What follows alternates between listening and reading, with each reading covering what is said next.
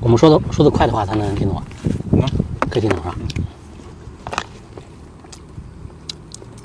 现在汉语8级，汉语8级，还有10级了。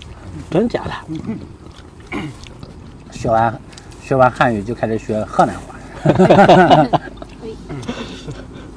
过来，你个小龅牙，过来。什么？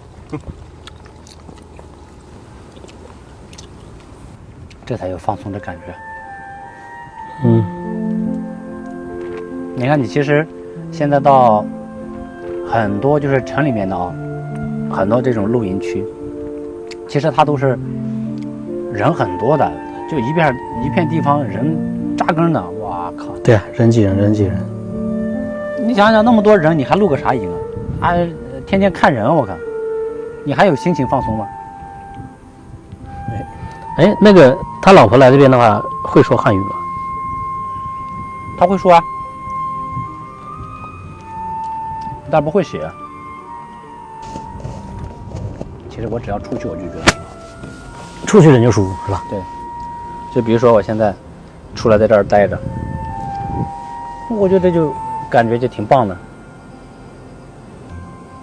我跟你说，这个每个这个阶段，每个在就是空间的这种场域感都是不一样的。我办公室里面是办公室的感觉，嗯，出来在外面这么坐着就是这种感觉。